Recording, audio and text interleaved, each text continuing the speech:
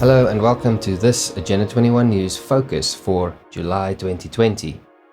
It seems some people didn't like me getting angry in videos, so this Agenda 21 News update will be brought to you in Happy Agenda 21. In this month's Agenda 21 News Focus, your pensions and green urban infrastructure. I often get people telling me that they want solutions, so right off the bat, I'm going to give you the solution to what I'm going to talk about today. You won't do it, so it shouldn't matter too much that I tell you that I am not a financial advisor and that financial advisors in fact do not advise people on how to dodge Agenda 21 bullets. But after nearly a decade of studying Agenda 21, I can tell you what I would have done right now if I was still employed and had a pension. I would resign right away and apply my pension in some way to create an independent income. Use it, don't use it. As I say, I'm not a financial advisor, but I know what I would have done for my own financial future and to strike a major blow at the Sustainable Development UN Agenda 21 treason at the same time. In the June news, I showed an article by Klaus Schwab, the founder of the World Economic Forum, titled "Now is the time for the Great Reset." Today I want to talk about the specific mention of pensions in this article as it relates to the United Nations Agenda 2030 Sustainable Development Goals. Schwab writes that the Great Reset agenda would have three main components.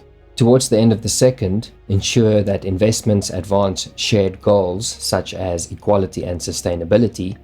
He writes about stimulus plans and that the European Commission, for one, has unveiled plans for a €750 billion recovery fund. The US, China, and Japan also have ambitious economic stimulus plans. What you need to understand here is that none of this stimulus money was ever coming to you anyway in the first place. Schwab continues to write about economic stimulus plans. Rather than using these funds, as well as investments from private entities and pension funds, to fill cracks in the old system, we should use them to create a new one that is more resilient, equitable, and sustainable, all Agenda 21 keywords, in the long run. This means, for example, building green urban infrastructure and creating incentives for industries to improve their track record on environmental, social, and governance metrics. This episode also serves as a good example to identify the Agenda 21 speak threads from globalist bodies down to their regional branch manager puppets. Let's see what our great independent anti-colonialist leaders had to say recently. Likening the effects of the COVID-19 pandemic to those of a war, President Cyril Ramaphosa said that SA's economic recovery must be state-led. We should see infrastructure investment as a mobilizer of growth, he said. Infrastructure would make up a significant part of the stimulus SA's economy needs, he added. And then just a few days later, at the inaugural nogals, Sustainable Infrastructure Development Symposium, or SIDS, of South Africa, listen properly, like many other advanced and emerging countries around the world who are looking at infrastructure as a springboard to recover from the economic slump caused by the virus. No, not the virus, the government's interference. Anyway, let's go on. The virus has made infrastructure investment more compelling and urgent for SA, Ramaphosa said. Shovel-ready projects that have been fully developed in energy, healthcare, water, transport, and ICT infrastructure. ICT infrastructure, of course, means information and communication technology. Riam Zavil, an architect from Lebanon, shared a paper on LinkedIn on the impact of ICT on urban planning, the city, and architecture, and gives a good description of ICT in the context of green urban planning, in case you wondered what ICT means in this context. The vision of the modern smart city is that of an urban center that is safe, green, and efficient because all structures, whether used for power, water, waste management, or transportation, are designed, constructed, and maintained with the use of advanced integrated materials, sensors, electronics, and integrated networks. Remember also on 27 Feb, Finance Minister Tito Mboweni said that a proposal to transfer some of Eskom's debt to State Asset Manager, the Public Investment Corporation, which manages civil servants' pensions, is a good idea, adding that all pensions, not just public sector pensions, should be considered. And ANC Secretary General Ace Magashule on 2 July said the mobilization of funds for increased investment in infrastructure and key productive sectors will inevitably require a combination of public and private resources. In his recent supplementary budget speech, Finance Minister Tito Mboweni said infrastructure will be the flywheel by which we grow the economy. Just as we have toiled together to manage the pandemic, let us harness the same unity of purpose and build the infrastructure our nation needs.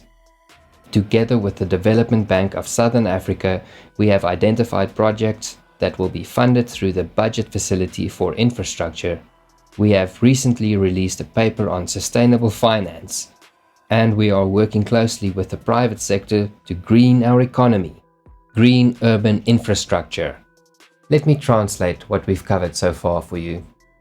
The government is going to take your pensions, to install more smart meter rationing devices, more camera systems, and more tracking devices to monitor, track, and ration everything that you do for the United Nations Sustainable Development Goals.